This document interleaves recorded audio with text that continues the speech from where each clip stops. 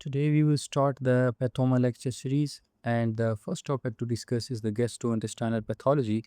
First, the topic is the cleft lip and the palate. Cleft lip and cleft palate are the congenital defects in which there is a full thickness defect of the lip or the palate. These defects occur because the facial prominences fail to fuse properly during early fetal development.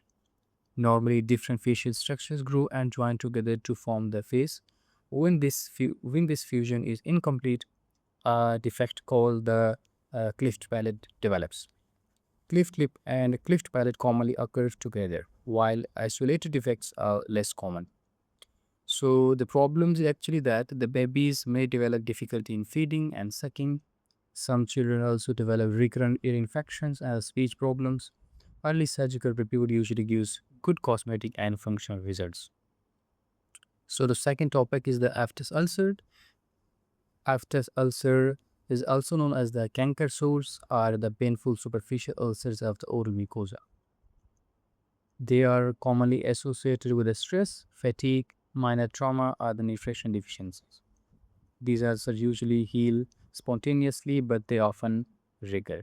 Clinically, they appear as a small ulcers with a grayish-white base surrounded by a red rim. So this is high yield.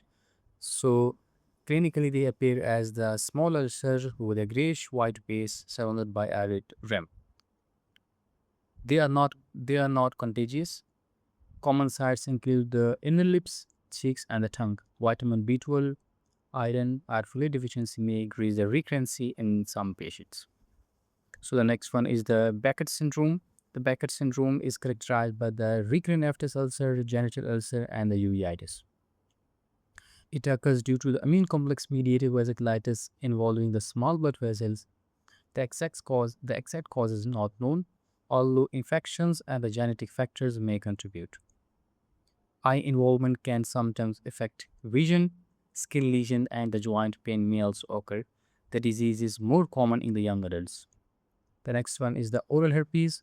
Oral herpes is usually caused by the herpes simplex virus type 1, which is known as the HSV or the herpes simplex virus type 1.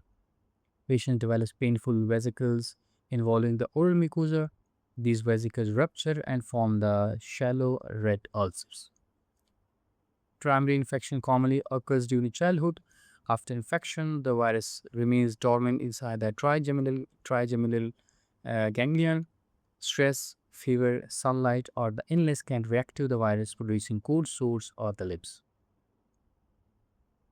The lesions are highly contagious during active infection. Some patients experience tingling or burning before the vesicles appear.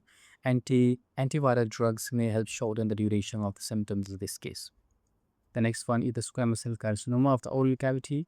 Squamous cell carcinoma is a malignant tumor arising from the squamous cells lining the oral mucosa. Tobacco, smoking, and chewing tobacco, alcohol use, and the poor oral hygiene are the major risk factors in this case.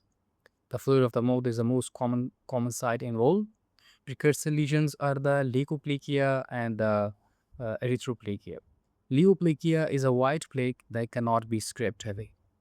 It may represent the squamous dysplasia and can become malignant. It must be differentiated from the oral candidiasis and hairy leukoplakia. The oral candidiasis are the thrush produces white deposits that can be easily scraped away. It is commonly seen in the immunocompromised patients. On the other hand, the hairy leukoplakia appears as a white rough patch on the lateral side of the tongue. It is associated with the Epstein-Barr virus infection and commonly occurs in the immunocompromised individuals. Unlike the true leukoplakia, it is not considered pre-malignant. The erythroplakia is a red plaque that has a higher risk of dysplasia and malignancy than the leukoplakia. Both the leukoplakia and the erythroplakia are usually biopsied to exclude the carcinoma. Patient may present with a non-healing oral ulcer. Neck lymph nodes enlargement may suggest the metastasis. Early diagnosis greatly improves the prognosis in this case.